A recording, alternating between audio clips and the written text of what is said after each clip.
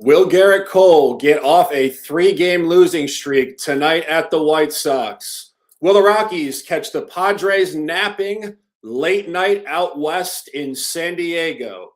Find out now on MLB Bases Loaded.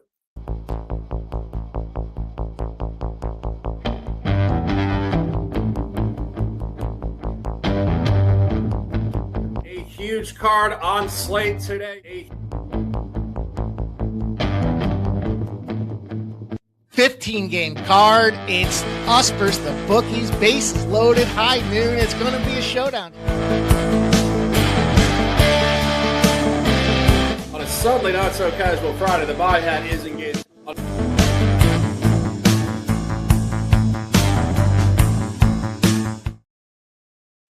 Two questions posed, answers to be found. It is Tuesday, July the 28th, 2026.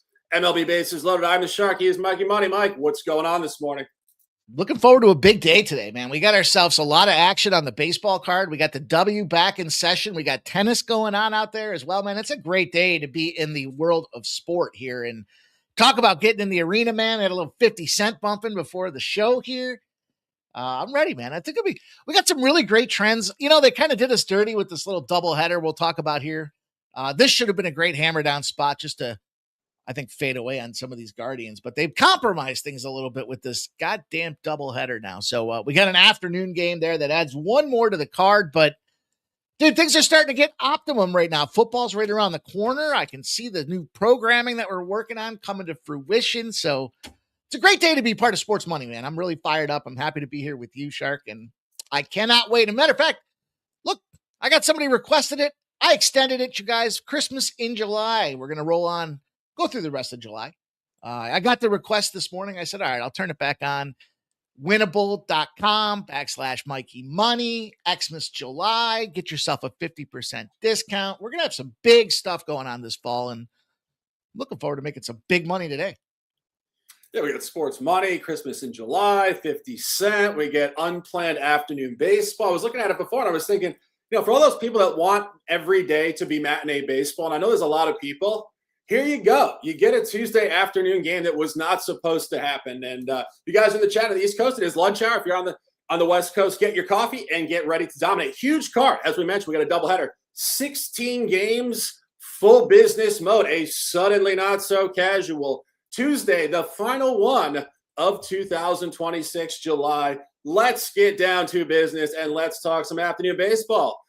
Let's go to the streets. 140 in Cincinnati. Guardians Reds, Battle of Ohio. We thought we were going to get it last night. Ciccone at Burns. Rain out. Now we get a matinee, Mike. The line shifted. The dynamic has shifted. Both pitchers hanging out overnight. Great conversation here. What's going on in the early card? Yeah, I just was disappointed. I told you guys yesterday I was looking forward to some of these spots out there, and now we got to kind of pivot, right? And part of that pivot has to do with there's a lot of, obviously there's unknowns and there's variables across all sports here, and try to be, you know, the prognosticators of predictive outcomes here. And frankly, it makes it challenging because, yeah, we got to figure out what happened last night with these guys and their process. So I took a little bit of an about face. Okay. I thought being an early game here, Cleveland Guardians, Slate Ciccone as well. I mean, you know, he's not totally pieced.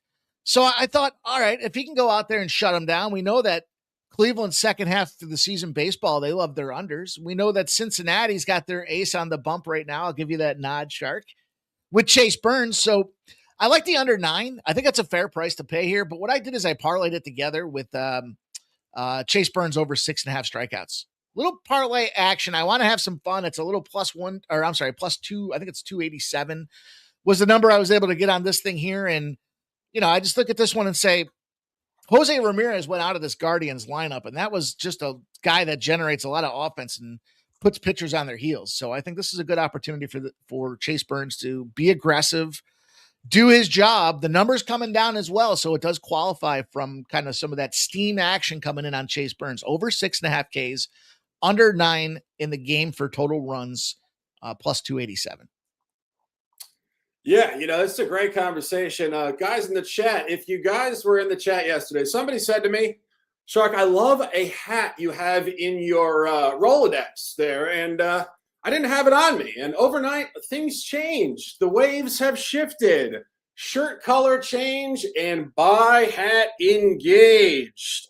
Taking the Reds in the early going here, guys. Take it on the run line. You can get -1.5 or out and +130. Sharp stuff here. And truthfully, the psychology of this handicap being the precise point. Mike, we're talking about this overnight, and we talk about this every time there's a rain out. The game totally shifts. It's just a totally different environment. I'm looking at these guys earlier, and I was friendly reminded. We backed Chase Burns in his previous start at Seattle for a couple reasons, but you and I discussed this guy's from Italy. And people would say, Shark, what does that have to do with playing baseball on a July afternoon in Cincinnati? Well, these guys from Italy have great pedigree. They're very centered in the mind. They're meditative, maybe yogic. They drink red wine. Mike was talking about beautiful women. They're much more mature than your average second-year pitcher.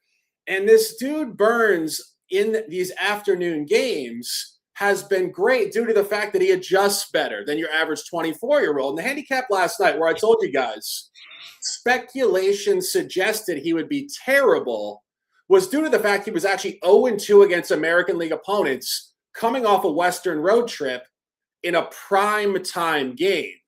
Now it has gone the other direction. He is 2-0 last two in home matinees, 1-0 against an American League opponent by the run line against Spencer Arrighetti and the Astros. And final point on this before we go just back and forth for a second here. The last time Burns pitched a home matinee in a rain delay environment, he pitched against Foster Griffin, kind of the legend of the 2026 campaign. Foster himself, 15-1 Reds. And my final point on this, and I'll throw it back to you. What do we think Slade Ciccone was doing last night? First of all, this guy's name is Slade. He's hanging out in Cincinnati in the summertime. He's Italian. I think he's hitting a little motel room, a little cheap whiskey and some strippers in Cincinnati. Mike, I don't see focus from Slade here this afternoon. Talk to me on it. Hookers and Milw, man. What else are you going to do in a rain delay? Especially in Cincinnati, bro. No shade to you guys out in Central Ohio, but I mean, LeBron didn't go back to Cleveland. He went to Philly. He's living in New York next year. Cincinnati, Ciccone, just distraction. This is a blowout waiting to happen, ladies and gentlemen. The buy hat is engaged. Bunch of plays in the early afternoon.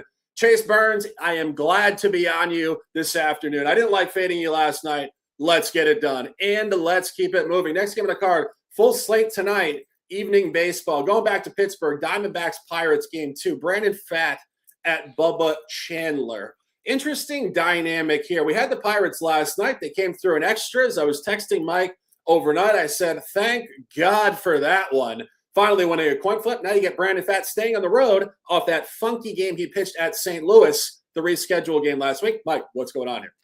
You know, the only thing more favorite than a hot hand is a fade guy. We've got a terrific fade guy in the UFC. We found a nice little fade guy. I told you guys yesterday, the fade guy liked the over in this game.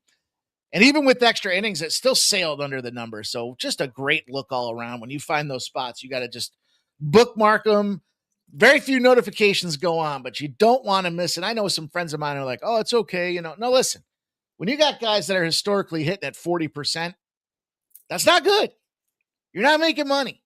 So I don't care. You know what happens is you either play the other way or you stay the fuck away. So that being said, with this game, I'm going to go back to the Pirates today. I think Bubba Chandler strikes him out, shuts him down. Arizona was just a little too, you talk about it. They're kind of sitting over the top of their skis. They fired off a great series closer.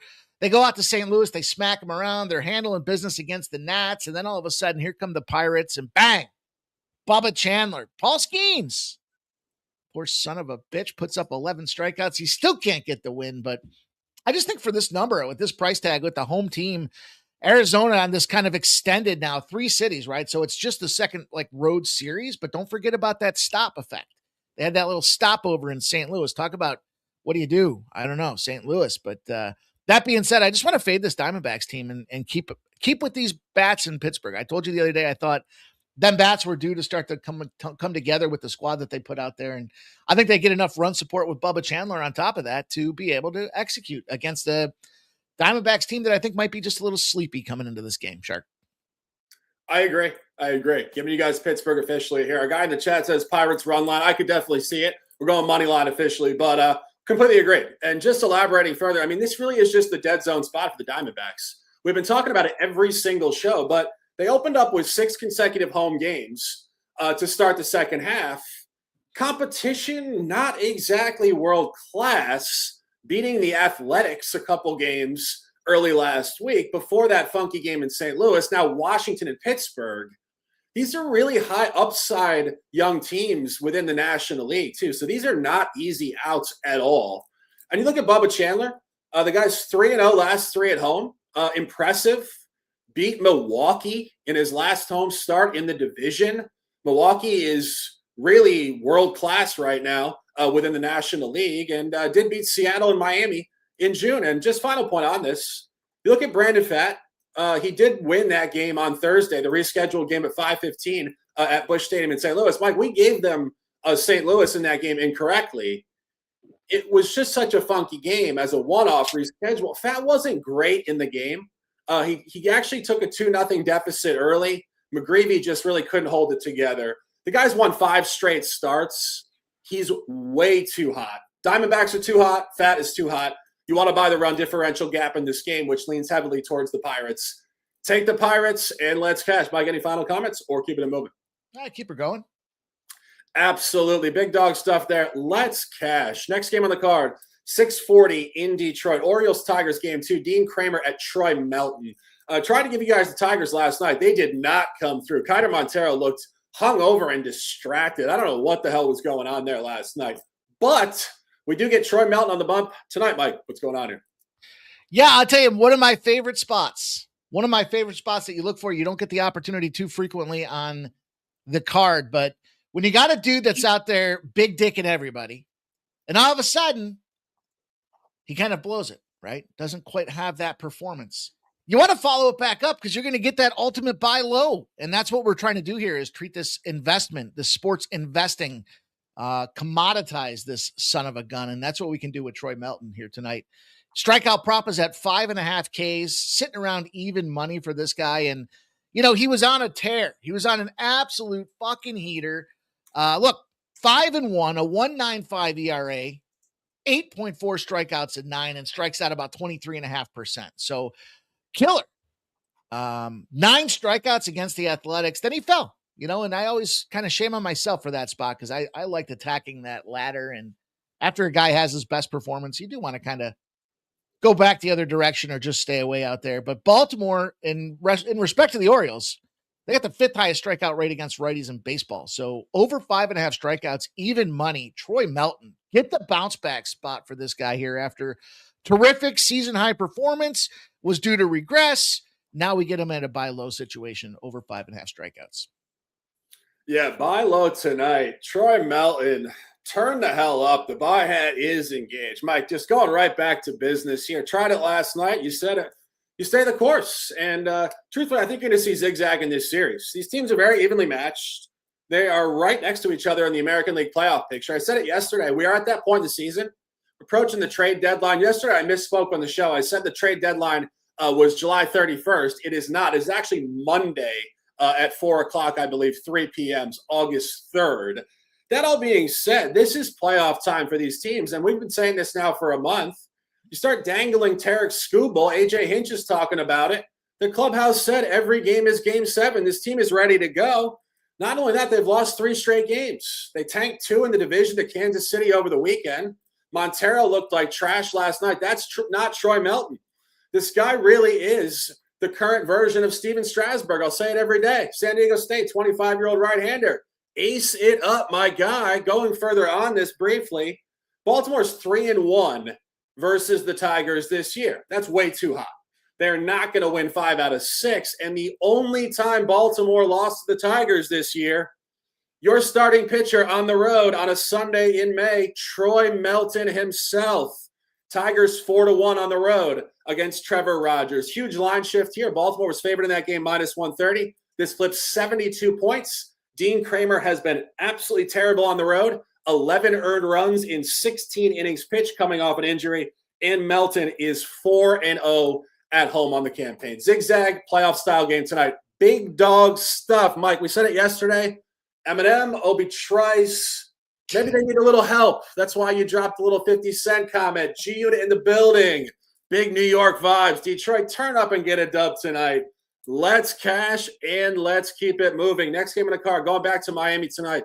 Phillies Marlins, game 2 of this series. Nola Alcantara. Mike, last night, could we have been any further wrong on that handicap? Wheeler looked absolutely terrible. Nonetheless, the Marlins still were down 2 runs in the 9th inning and came back and walked it off 8-7. Now you get a bounce back potentially for Philly. What's going on tonight? It's funny because I text you and I was like, I hope that -2.5 does come through for us. And then literally I was like, or they'll probably end up losing the game outright. And it was sweaty. It was a lot of effort applied in that game as well. So, I don't know how you read into that. Is it just a one-off? I'll tell you what I do know is Aaron Nola, I can see people want to take Miami. You look at the pitching edge, you say, okay, Alcantara over Nola. This guy's the better guy, but is he really? At a 4.01 ERA, is that premier starter territory? And then you look at Nola with the 5.82. It's just easy to look at this thing and say, okay, well, Miami's going to win this game. I don't know about that. I mean, this, baseball math might say, sure, that's the way it goes, but that's how you lose. That's how you're 40% better. So to me, I think the way you attack this game is you look at the total. And then if you break it down and you look at Aaron Nola, 15-2-1 in this position for the over. So you got a lot of data that supports it. You got an 8. And now if you look at those two pitchers with a 5.82 ERA and a 4.01, now it kind of makes sense. We see like a 4-2 early.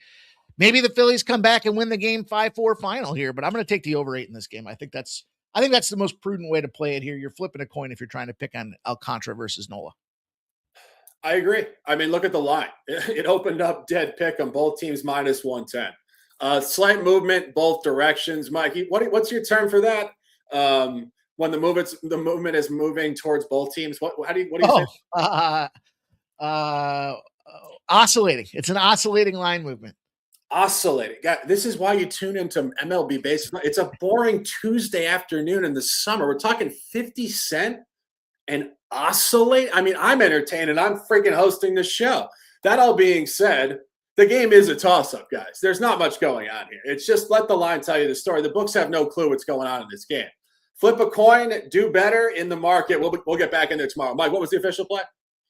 Going to go with the over 8. I think this one sees runs, boys. Oscillating. If you think about that term as it relates to golf, did the ball move or not? It oscillated before returning back to its original position. And that's how we look at some of these lines and see, okay, where did it open? What's it going? It's moving on both sides. It's just oscillating. And it's really not doing much of anything. So there you go. That's right. Professor says, word of the day. Oscillating out there, you guys. Let's go. I bet Scotty Scheffler wishes his ball oscillated a little bit more into the hole recently. But great stuff, guys. And let's keep it moving. Next game in the card, more 640 baseball. As we said last night, a lot of early games, pre-7 o'clock Eastern in this early week window, late July. Rangers at Rays opening a series tonight in Tampa at the Trop. Cal Quantrill, the journeyman at Griffin Jacks. Mike, inflated line. Tough game for me. What do you think? Yeah, so, I did hear this morning, and I don't know how much validity there is to it, but you talked about Skubal, and look, Skubal could sign with the Tigers. He just doesn't want to. So, yeah, he's probably on the move regardless of the outcome here, but one of the teams that they did suggest was in the Skubal business are the Tampa Bay Rays, and that would certainly make a really interesting element to this AL East because we can flick Toronto out of there. We know that, the Orioles are mediocre at best, and it's the Yankees and the Red Sox to go slay. But now you bring in Tampa, and all of a sudden, which one of those two teams gets bumped? It's probably the Red Sox in that spot. So that would make some interesting movement. But as it relates to this game, I want to talk to you guys real quick. I did a massive record update last night. Okay. The free play of the day videos on the Sports Money Network, right? We got them out there for you guys. We do the traps, the trends, all those fun things that are out there for you guys to check out. Since the merger, I think we started May 15th or so, 21-16. Okay. It's only 5 games over 500, but up 14 units. Why? Because we take plus money spots, and we do that with a team like Texas in this game today, because you're looking at Tampa Bay saying -180. What? Texas has been playing all right, man. They had a pretty darn good series out there. I know, look, outcome be driven here, but they took down Seattle in spots where they were supposed to get taken down with some of the best on the bump out there. And now what you've got here, you do not have so much in terms of oscillate. You have 80% of the bets. Okay, the public loves them Tampa Bay Rays at the Trop. 87% of the cash. All the money coming in on this Tampa Bay Rays team. And what did you and I talk about last week, Shark? I remember texting you and I was like, you know what? I'm going to look and see just how many games do I think that the Tampa Bay Rays lose over the next 6 weeks. This be one of them. This be a great spot to take a nice price tag. Cal Quantrill is the definition of serviceable, and I'm not going to go back Griffin Jacks at $180 or so on this thing. So give me a plus 163 with the Texas Rangers. I'll go out there and take a shot. Be the champ. Cal Quantrill. Let's go. Yeah, no, I wouldn't disagree. I don't love the game. Overpriced kind of sketch, but I would agree. I mean, I remember when Quantrill came up, that was probably 7 or 8 years ago. I think he pitched for the Marlins at one point. He's been around a little bit. His dad was actually a reliever for the Blue Jays back in the 90s. For those of you guys like little 90s MLB trivia here. I'll defer to Mike in this one. Sharp contrarian play. Take Texas and let's cash. Let's keep it moving down the line here. Next game on the card, 6:45 in D.C. tonight. Blue Jays Nats game 2. Bieber at Cavalli. Tried to fade the Blue Jays last night under the idea that Max Scherzer would be terrible. He was terrible. They pulled him in the 3rd inning, and the Nats seem to be professionally stranding runners, only scoring 2 all night in a loss. Mike, I don't really get irritated or tilted at baseball. There's so many games. It's craziness, but the Nats really did kind of frustrate me with that effort last night. Nice call on the Blue Jays, by the way. What do you think about this one tonight? Yeah, I go back to Toronto again. Nationals aren't a team that's going to take this price tag from me, and that's really what it starts coming down to at this point of the season here is that Toronto underperformed significantly. They still only put up 3 runs here, but I'll give you some more splits, you guys. 65%, 63% of the bets, 64% of the cash are on the Nats. The lines come down 22 cents. Red flag. This is red flag business right now here. It's like a red card in soccer out there. You don't do that. You don't get involved in those spots. And then you look at Bieber, and not a bad go the last go round with it out there. Cavalli certainly can go shove as well. Probably see lower scoring when it comes to, push and shove in this series here. But, I know Bieber came back and he didn't look so great. So there's nothing, you can't really sugarcoat it. It's just a situation where I think in terms of the pendulum shifting, it's moving back in the uptick for the Toronto Blue Jays here. And frankly, you had Max Scherzer. You didn't score. You didn't cash your first 5 team total prop out there. They did play that Arizona team that we talked about, maybe getting a little exhausted out there and now in Pittsburgh here. So they put up a bunch of runs late in that series. I think they're just kind of stretched at this point. And I like Toronto. I think Toronto came back and has something to prove out there if they're going to try to be in the business. I think they'll probably be sellers. I think we'll see guys like maybe Okamoto gets moved out of there, and I don't know what they're going to do from a pitch. I hope they keep the pitching staff intact other than fucking Gausman. Bounce that dude here. But as long as it's not Gausman, I'll take the Jays today. Give me a nice little plus money shot with these guys at plus 122. Yeah, I wouldn't disagree. I don't have a side in this game. Nats really kind of did me dirty last. I saw it developing early. They had the bases loaded in the 1st inning, 1 out, and did not score. And when young teams don't score in those spots, they oftentimes, I think, lose trust in what they're doing on a given night because the bats fell flat after that. And in my opinion, the game was actually won and lost last night in the bottom of the 1st inning. When they didn't score, that was kind of it. And tonight it could continue because, again, young teams, they kind of fester. As I said, tough game for me, but I do think Bieber has found something. His first 4 starts this year off the IL, late June, he actually had precisely 9 base runners in all 4 of his first 4, just literally symmetrical, like mirror stuff. He has found it last 2, however. 1-0 win against the White Sox last Saturday and a Thursday night win against Tampa Bay in his only divisional start. Really looking back to form. You got to remember this guy was a real Cy Young caliber pitcher for the Guardians a couple of years ago. So he has found it. Only 1 earned run in his last 13 innings. I think you might see a pitcher's duel tonight. Tough game, Mike. I would not disagree. Bieber is absolutely back. He is live and ready to go. Take the Blue Jays and let's cash. Keeping it moving down the line here. Next game on the card, 7:10 in Queens. Divisional baseball, NL East game 2. Braves at Mets. Chris Sale at Christian Scott. Mike, Talk about some of these funky games last night. I don't know if what was more funky, the Nats stinking it up against Scherzer or the Braves giving up 14 runs to the Mets. Anyway, here we are tonight. What's going on here? Dude, they tied that game up too, just to blow it like that. So, we talked about bullpen situation and status here. I don't have a problem fading Chris Sale. I did it last week. You guys know the situation. He's also kind of got the kiss of death. The kiss of death to me is when they move these K props up and they're giving you plus money. So 7.5 for Chris Sale K props. Now he's, you talk about Max Scherzer and probably the oversight there. We talked about it backstage was the birthday.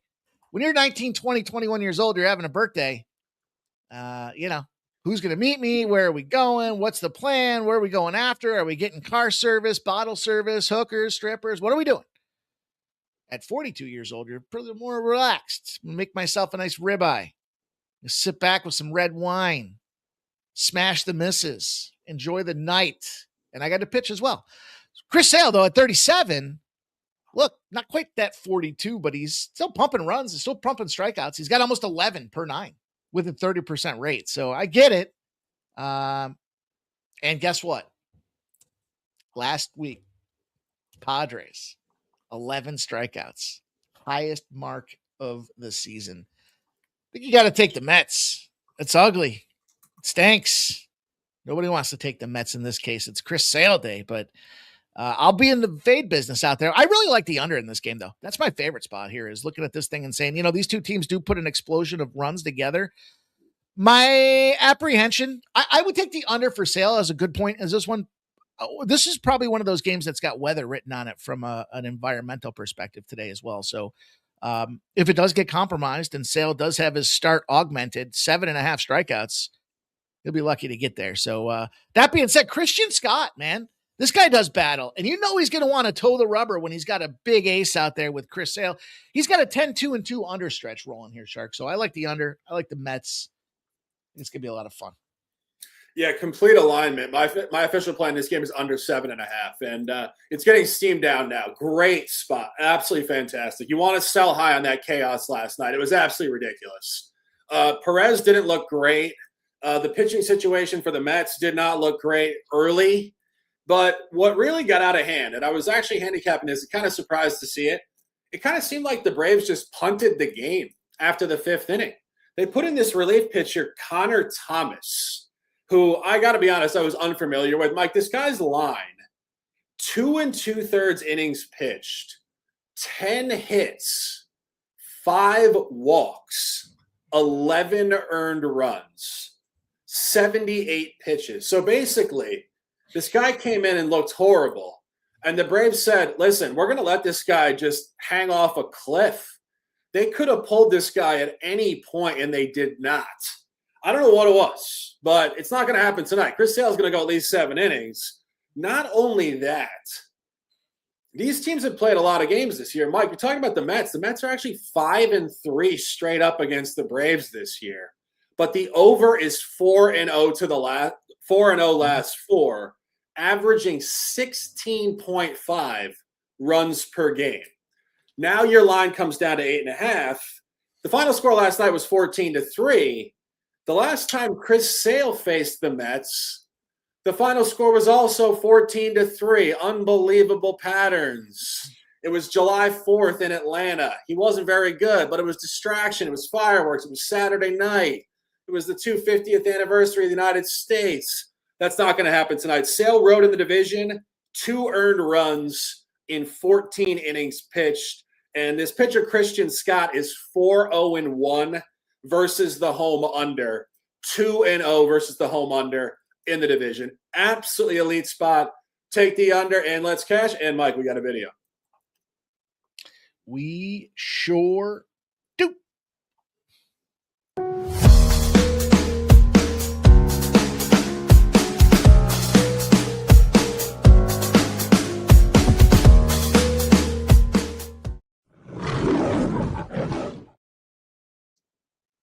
Appreciation is appreciated. If you guys haven't dropped a like, please do. We will revisit this 20 minutes from now.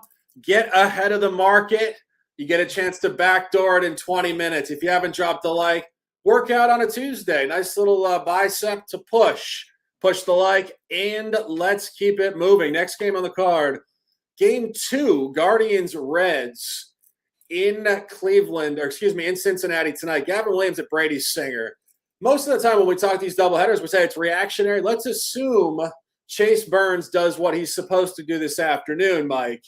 At that point, the Guardians will actually have lost 6 straight games, and they get Gavin Williams in the nightcap against Singer. What do you think about this one? I don't think much about this game at all. There's so many other things. I would rather sit out in the backyard and watch the grass grow and take a fucking bucket of rain over my head. I got zero interest in this game. With one exception, I did give out a play to the winnable squad for Gavin Williams strikeout props over. Just kind of thought that this is that situational spot for him to be involved in it. I'll tell you what, if you want to get in the stolen prop business or the stolen base business, I can't make mad at anybody that wants to get involved. Gavin Williams has allowed 10 stolen bases. So there's probably some plus money ways to get creative down the stretch with this thing here. And look, Austin Hedges, that guy allows a lot of stolen bases. So collectively, I think there's a couple ways to get after it. I was looking more to game 1 though. Bazana stolen bases like 5-1 in that first game out there. And Chase Burns, as much as he's a great pitcher, still allowed 17 stolen bases too. So I would attack this one with some fun if you got to play this game for the second spot today, but I do like that K prop. Yeah, guys, I'm doing a little double buy hat tonight, and we're going with the Guardians in game 2, guys. Kind of seeing the future before it happens. I see blowout Reds game 1, and then I see zigzag Guardians game 2. More precisely than that, this is the second matchup of the year directly between Gavin Williams and Brady Singer. The last time Williams faced off against Singer, he won 10-3. So I think he will shove in this matchup. Not only that, Williams is great on the road at the National League. He beat the Dodgers straight up on the road, 0 earned runs. Only time he pitched at the Central as a favorite, 9-3 margin win at St. Louis. And he also did ace the Phillies 1-0 against Christopher Sanchez. Gavin Williams is the ace. He's the stopper. As I said, 6 straight losses for the Guardians when this game goes off, assuming Chase Burns takes care of business. Take the Guardians in this game, guys. This is a great spot, and let's cash. Keeping it moving down the line here. Going back to 740 here not going back, 740 series opener in Minnesota. Royals at Twins, Lugo at Bradley. Mike, when I was looking at this before, I thought to myself, Taj Mahal is on the bump. The Twins look hot. Great spot. What do you think? I can't back the Twins. Not at home either. And not at this price tag. You're going to drop $1.60 on the Twins. Again, you got to be the run line business to do it. Now the line supports it. 84% of the bets, 91% of the cash have come in on these guys. And it's moving in that direction. So it's moved pretty significantly against the Royals. My thought, the problem I have, you don't have to twist my arm to fade these Twins very much. It's a conundrum for me because I don't like playing Kansas City. Their offense is just anemic. We cashed like 4 days in a row with the first 3 team total under and the first 5 team total under just last week. So at the same time, if the series openers for these guys, they're 47-33 the last 5 years. So the Twins, after they put up a bunch of runs, are a fade team, 60-34 if you fade them after that situation as well. So I'd have to go Kansas City or nothing. Probably going to be nothing. Yeah, I'm going run line, -1.5, plus 130 roughly. Our guy says I got Twins on the run line. Sharp stuff there. And really what you're looking at here, Kansas City has actually dominated this divisional rivalry so far this year. They're 5-2 versus Minnesota. But I think that's way too hot. And I think Minnesota's improving here, notably with Taj Bradley. When I was looking at this, I had to remind myself, Bradley's only in his 4th season. He's 25 years old. He came up very young with the Rays. Blue chip prospect out of the Los Angeles area. He's been great at home. 57 Ks in 51 2/3 innings pitched. Whip right around 1. He barely gives up any runs at home. And Seth Lugo on the road is an absolute gas can. Since the beginning of June, 20 earned runs in 18 1/3 innings pitched. And I said this before Lugo won a road game at the Mets. He won the game 16-12. He beats the National League. He doesn't beat the American League, but he did actually beat the Twins on the road on Thursday, June 4th, 8-6 in this stadium. Key point, however, Kansas City was actually favored in that game, small, -115 against the bullpen game from the Twins. This flips 70 points towards the Twins. I think the Twins are turning the corner. The schedule is getting a little easier.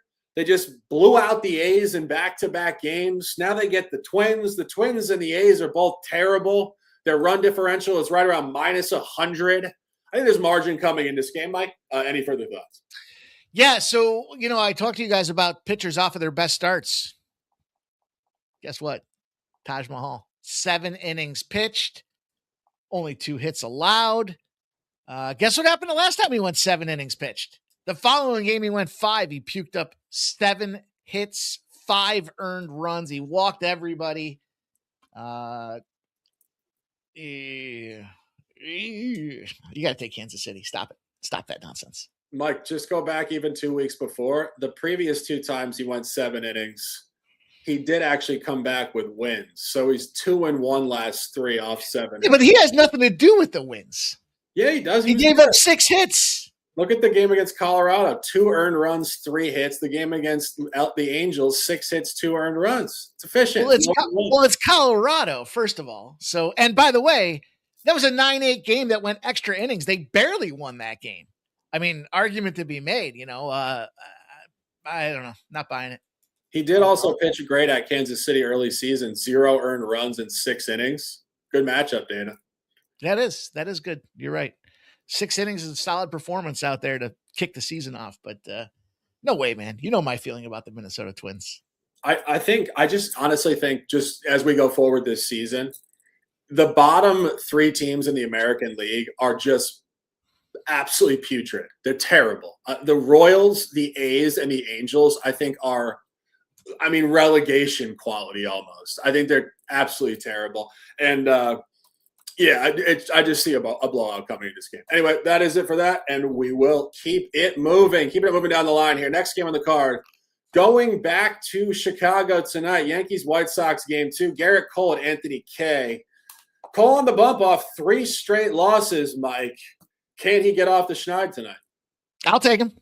Those guys that talk about it and say, I can't make money with. You know what? I'll make plenty of money with these Yankees and Dodgers. I've been doing it all season, and I'll do it here at -117.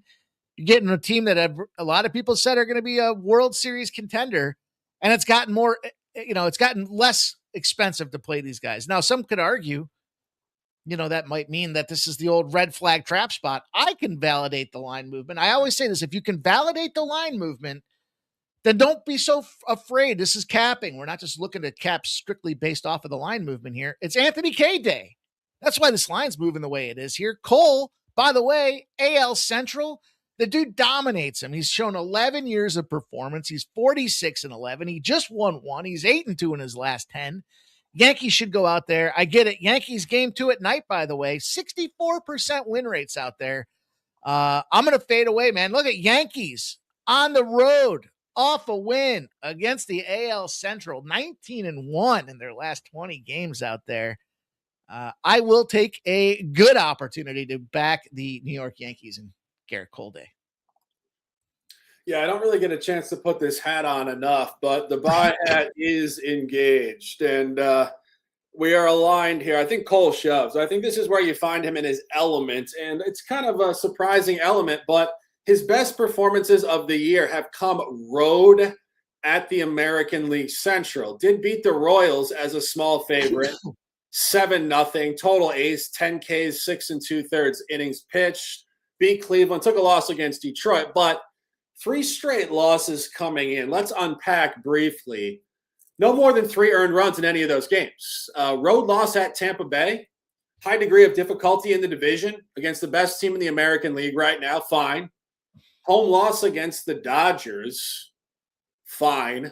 And then last Wednesday, extra inning loss in a doubleheader against Pittsburgh. Another 11 Ks. Only 4 hits, 0 walks, great control in 7 innings. Cole is returning to form. And this guy is an absolute dog. I talk about some of these other guys. Mike, if we had done this show 10 years ago, we would have really gotten ahead of the movement for Garrett Cole. Like, notice we usually talk dogs. It's like the younger guys that are coming up. He's been around for a while, but if this was 2016, we would have been talking Garrett Cole business every time.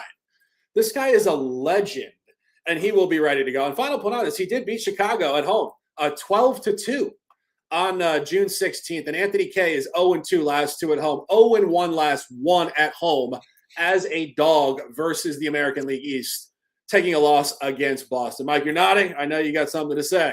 Talk to me. I wouldn't have been on those Yankees 10 years ago. They're minus 400s. No, Cole, not the Yankees. Just Cole. Wow.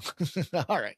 I like it. I think it's a good spot. I think it's a really nice tag here. Like I said, this is one of those situations where some people will sit. This is I don't know what you want to call it. You want to call it a double whammy? You want to call it a reverse the juju?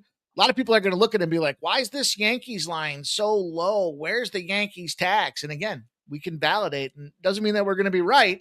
It's just that you got to look at it on the other side of things and say, well, who's the pitching matchup line up against? And yeah, you know what? You got guys like Cody Bellinger out of the lineup. I suspect they'll plug that gap.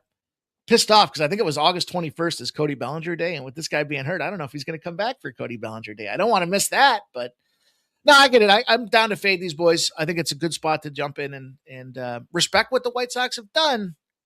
But it is time for the New York Yankees to step up.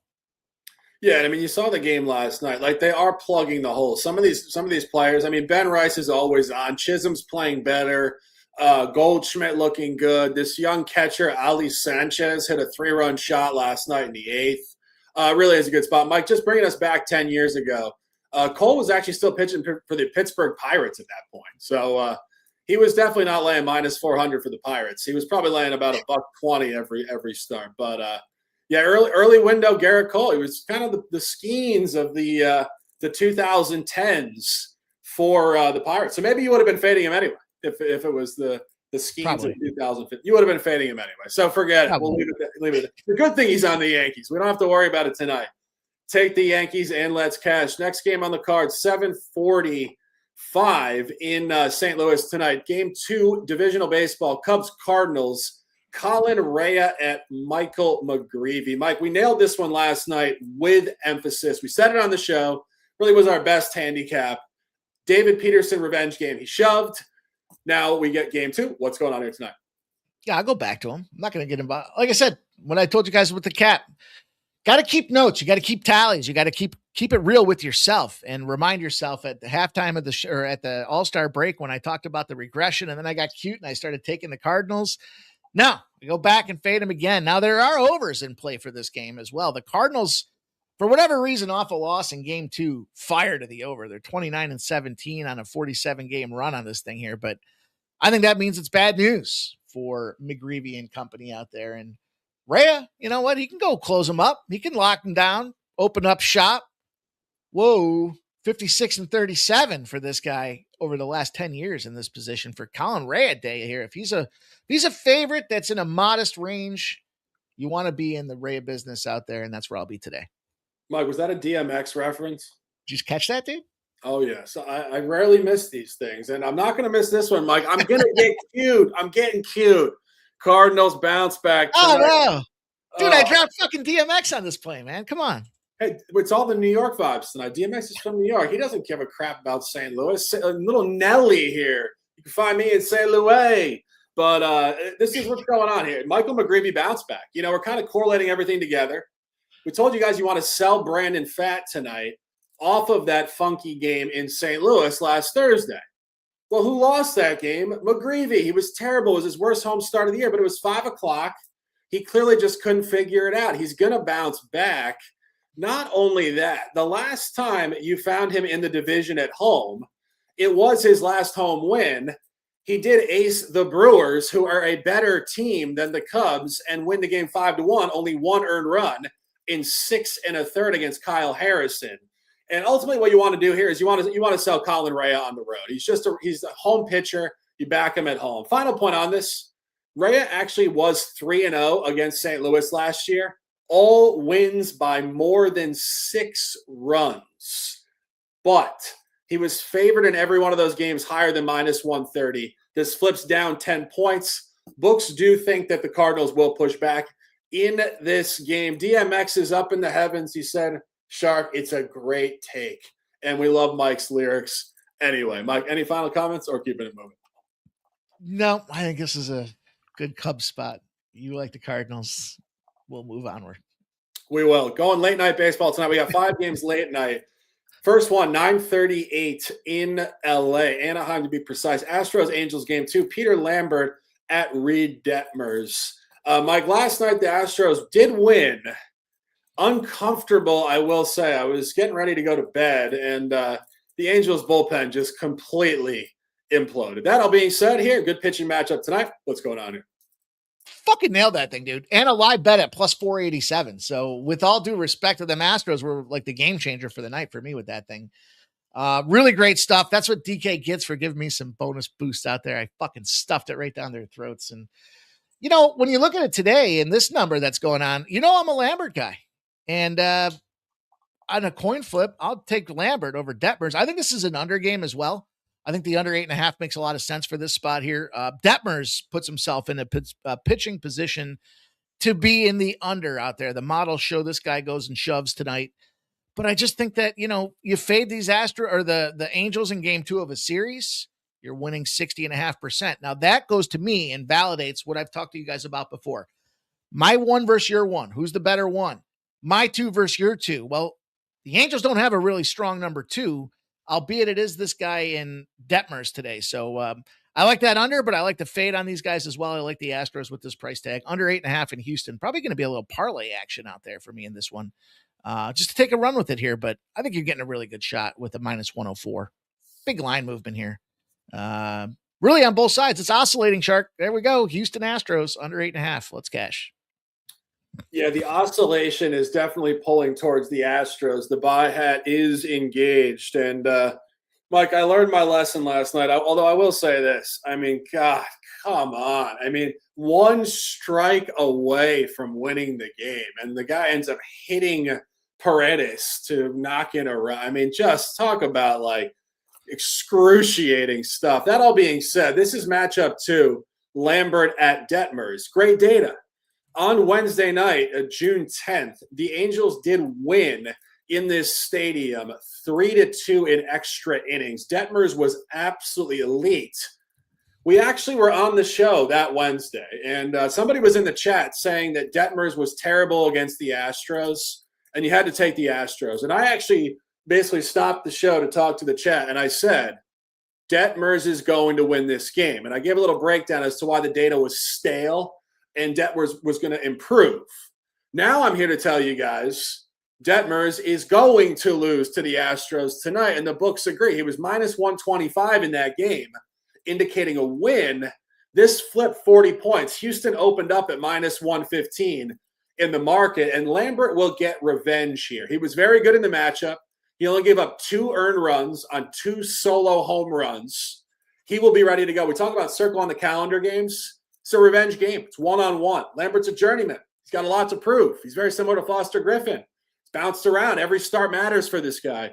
And I think Detmers could be on the trade block. The Angels are a disaster. I just said it. The 3 teams you want to fade in the American League, Royals, Angels, and Athletics. Take the Astros, and let's cash. Keeping it moving down the line. Speaking of the Athletics, Red Sox game 2 in Sacramento tonight. Jake Bennett at Gage Jump. Mike, 2 rookie pitchers. Seems like one is coming and one is going. Gage Jump struggling in recent history. What's going on here? Yeah, but are you surprised by that? Really? I mean, no. You know, even like if you go out there and you struggle as a pitcher, you need to have a little offense, right? And you know, hopefully the offense can lift you. This offense is dead. They're flat. They're toast. And it's a bad spot to be if you're Jump. I'm not going to get involved with the thing for me with the Red Sox game here. It's more about just take the under in the strikeout prop for Gage Jump. You know, I don't like taking unders. I just don't like the juju and the vibe it creates when it comes to, I'll take unders in games because that means that, you know, pitchers are going to perform and defenses are going to show up. But still, you know, 25% strikeout rate or so, but it's just recent starts here. The dude's got an 8.31. So you talk about not getting the confidence. It's like, I think this guy sits there on the bump, and as soon as somebody gets a run on him, he's like, shit, here we go again. And he's not even going 5. So 5 strikeouts, 4.2 against Arizona innings pitched out there. And they gave him the hook, man. He had a short leash on that thing with 83 pitches, right? 90 is kind of that number. So struggling. Boston's lineup against lefties. All right. I mean, I get that side of the cap here, but I take the under with Gage Jump. I think he has a tough day today. Yeah, I completely agree. I'm all over the Red Sox tonight. Take the run line at -1.5. I think a blowout's coming. The A's are just dead. They're probably the worst team in the league right now. And as you said, Mike, they're injured. They're trading players. And this guy, Gage Jump, is just capped out. There's no way around it. I mean, he's showing no signs of upside, particularly at home. He's been awful at Sutter Health Park here in Sacramento. And you just kind of go through the psychology of this guy. First year as a pro, he's coming from college and the minors. Like, he's just fatiguing. It's a long season. It's the middle of the summer. He's just not feeling the comfort. He's only 6 foot, 200 pounds too. So he's not like a big horse that can really use his bodily momentum to really drive pitches down the line. He's just fatiguing. And you're not going to make that conversational point about Jake Bennett. Jake Bennett is 6'6", 240. He is not fatiguing. And he's getting better as he goes. He's won 5 straight starts. He started 1-4, so he started terrible. This upward momentum is not stopping. And his last 2 road starts, complete ace. At the White Sox, 5-0, blowout. And at this division, only start this year at the Angels, 5-2 margin win. And final point on this, Mike. Last night, the Red Sox were absolutely dead. They were coming off a plane ride, a road trip, started on the West Coast. They were dead. And they still managed to cover the run line against the A's with a grand slam by Cedar Rafaela in the 5th of the 6th inning. The point is, if the Red Sox can sleepwalk last night and cover -1.5, they can absolutely demolish the Athletics tonight on rest, game 2 with a better pitching situation. It's a blowout waiting to come. Take the Red Sox and let's cash. Next game on the card, divisional baseball tonight. Out west in San Diego, Rockies, Padres revisiting each other. 3rd series of the year. Padres coming home here, actually. First home game of the second half. Started with a long road trip on the East Coast. Mike, the Rockies coming out here. If there was ever a time to fade the Padres, it might be here. What do you think? I don't know how you could do that. The Rockies are terrible. And they're in a situationally terrible spot. Like, when this team gets flat, they stay flat. Night games, fade them. You're winning 72% of the time at a night game. You're winning. That's crazy. Against righties, 72% of the time in the last 5 seasons, you're winning. On the road against righties, 72% of the time. Road trip Rockies, 74%. This team's terrible, man. And on the flip side, you bring in Michael King. Right. And Michael King, we know he can be an under pitcher. We know he can go out there and fire the old piss missile around here. But you know what I think is going on with this game here? So, divisional openers, right? Michael King's 3-0. I think you got to look at this 2 ways. One, I'm going to continue on this train of I like the under in this game. What I'm concerned with is Fernando Tatis. We know Meet Dick Machado can go out there and smack this thing around at any given time. Where the fuck has Tatis been? He's on the milk carton out there. They're trying to find this guy. He's been missing. And so when he does wake up, he's going to be contributing 2 to 3 on that thing as well. So I like this team total under, though. Give me the team total under 3.5. It's a fair number on this Colorado Rockies team. Just expect King to go out there and shut him down. In fact, the first half team total, 1.5. It's even money play. I think you got to take a look at that with King.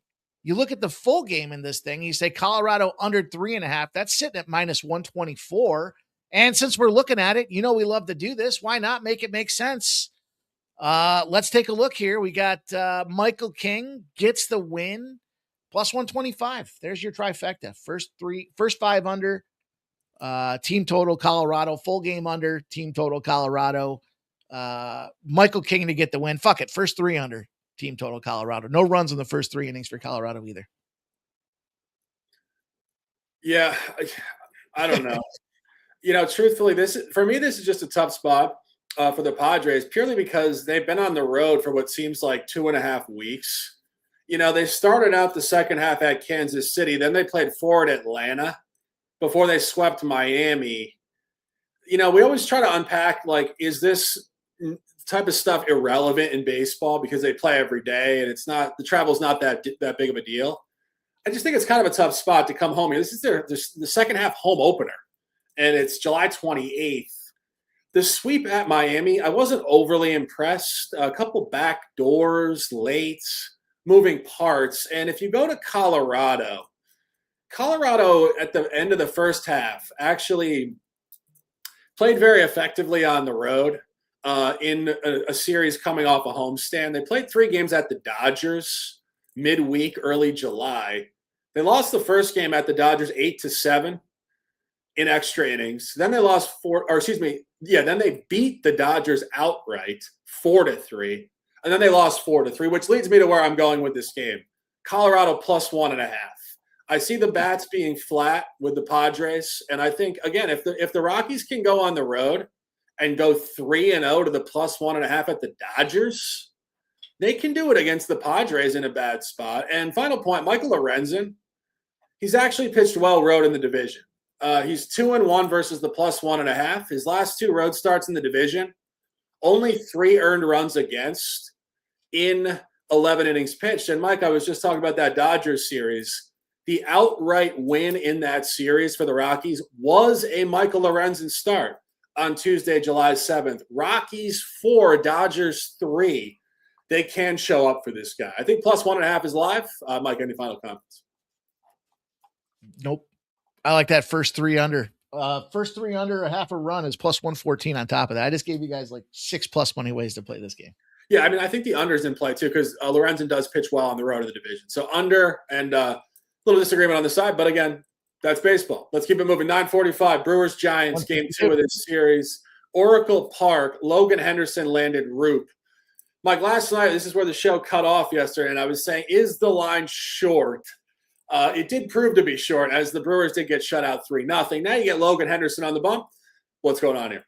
Yeah, I like the Brewers in the under, so I was 1 for 1 in that thing. Now, though, what's the problem? What the problem is? The problem is you just shut out the Brewers. That's a bad spot to be if you're the San Francisco Giants in this thing here. So do they surprise and shock the world? I mean, would it shock the world if they came back and won another game? I think so. I think this line's moving in that Brewers direction for a reason. And it's not comfortable. I mean, it's a little bit juicier than I'd like here, but dude, Logan Henderson's a fucking straight up killer, dude. When they're favored to win, Logan Henderson's 10-1. So there's a guy to catch the W. Brewers against righties with a lower than, we're not looking at an 8.5 or a 9. I mean, they're 12 straight wins in that position as well. So you got to take the Brewers, especially coming off that shutout. I think this is another lower scoring game. And this is another one of them spots where I want to look to Henderson to catch the win. So I like the Brewers, though. I don't like the price at minus 156, but I think it's a tight game. I think it's a grind them outer. And you know what? If you're going to play this game, you do take the Brewers. You can catch a minus 148. There's even a 143 out there now in some books. So not mad at any of that stuff, but I think that maybe the pitcher to catch the win here, plus 200 for Logan Henderson. Give me some Logan Henderson action in this game here. And I'll fade Root, man. I think, again, an under makes sense in this game too. So a couple different ways to look at it. Yeah, it's a tough game for me. In my opinion, it could go one of 2 ways. I think either the Brewers take care of business and cover pretty significantly, or they could lose for one reason. Landon Roop has turned a corner.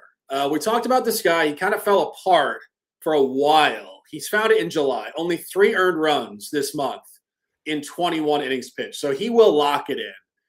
And he's getting that circle on the calendar game I was talking about yesterday with David Peterson.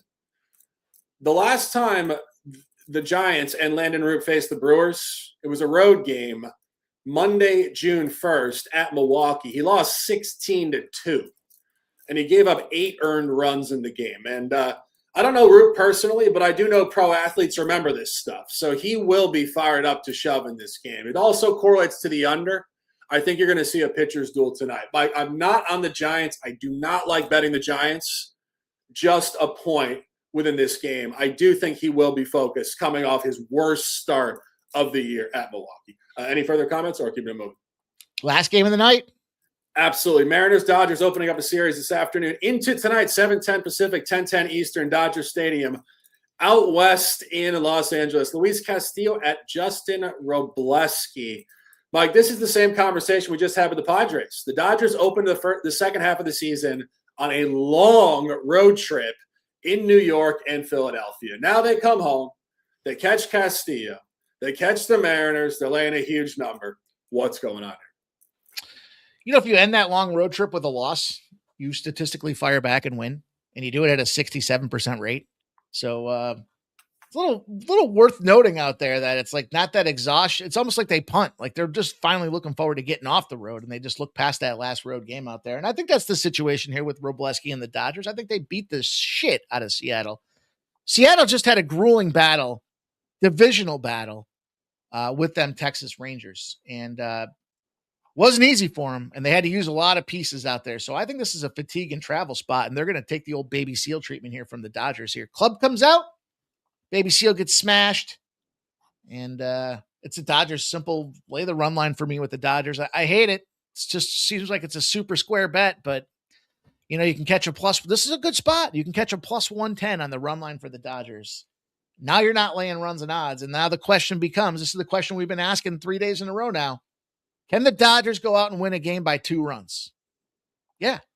Can they do it against a 4.85 ERA guy that's on the trade block? Yeah. Are there some issues with Seattle? Yeah. I think it all lines up to a Dodgers minus 1.5. I wouldn't disagree. I can't get behind Castillo. Lack of matchup data here. Castillo hasn't faced the Dodgers in about 5 years.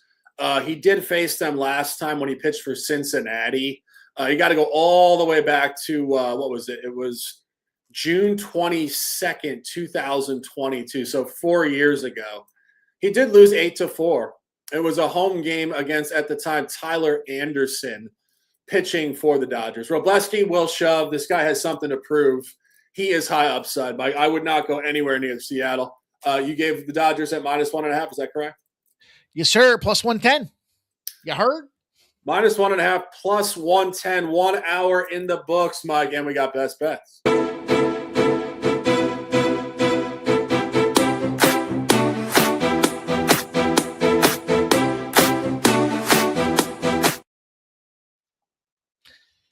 Man, there's so many great looking spots on the card today, Shark. I got to figure out a better way logistically to make this work here.